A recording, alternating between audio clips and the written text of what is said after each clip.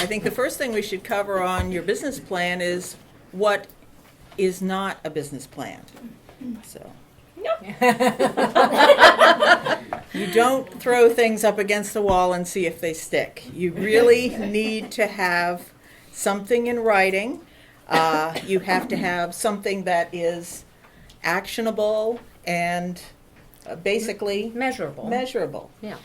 And, one of the things that both Pat and I discussed was that, there's different kinds of have it in writing. We both, for years, and I still do, handwrite mine.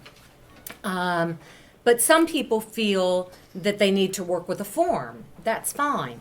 But I think what we're going to try and emphasize today is the importance of, especially at this time of year, as you're getting ready to plan for next year, have a vision of what your business is going to look like. Whether you're new in the business or have been in the business for years, you can put a shape to what that business is going to be. And so we're going to talk about that today. as far as first steps, your self-assessment. Particularly if you have not been in the business that long, it's really important to review what you did the previous year, because I think that really helps you decide what works and what doesn't.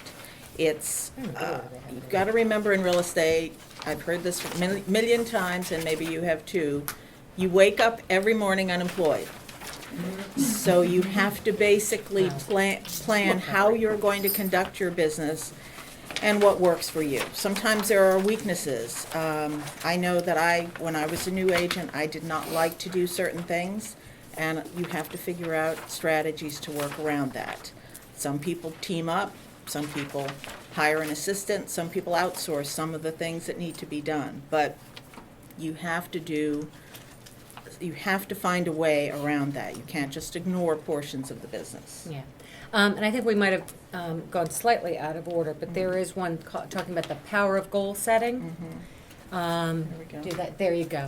So just so you know that we're not just speaking from personal experience, but that there actually is data out there that shows that goal setting really is empowering, and you can actually see results from it.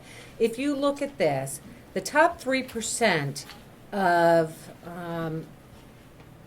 the independent people who are independently wealthy, so top 3% of the General population. general population, income-wise, had clearly defined goals and placed them in writing. The next 10% have goals in mind but have no written plans for their accomplishments. The middle 60% somehow wish for something, but because they have no goals, their wishes merely remain dreams. And then, of course, you've got the bottom 27%. They have no goals except to exist. They spend a lifetime depending on outside help. Well, it doesn't take much time and effort to be in that top 10, or better yet, top 3%.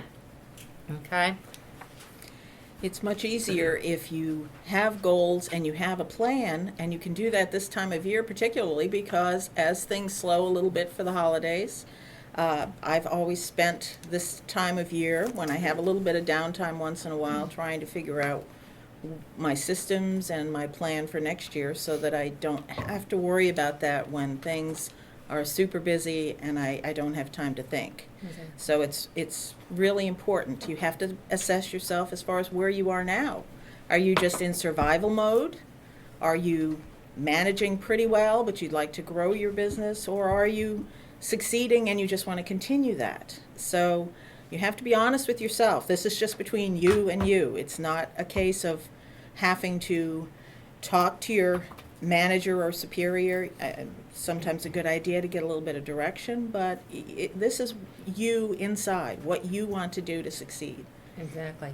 And, I know, again, there's many of you who are like, well, I'm new in the business. How do I do that?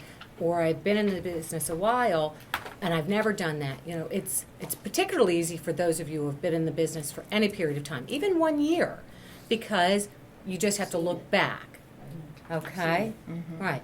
But the other thing is, again, what we're saying is kind of have a game plan for the year. But that doesn't mean that if an opportunity comes along, you can't consider it. But again, you want to have a framework within which you're going to work. And, part of that is knowing, and again, we'll talk more in detail about this, but knowing I have $1,000 to spend for advertising. Well, if you've set that as your budget, then you'll know, do I have money to spend on that thing that's coming down the pike or not? So again, it's a plan that you're going to try and work to. I know some people like to do long-range planning too, others don't. I always had, not necessarily all of it written, but I had a 5-year goal. And then you have, personal goals too that go beyond that. So, you have to look down the road to try and figure out what things are exactly the direction you're going in. That's very important.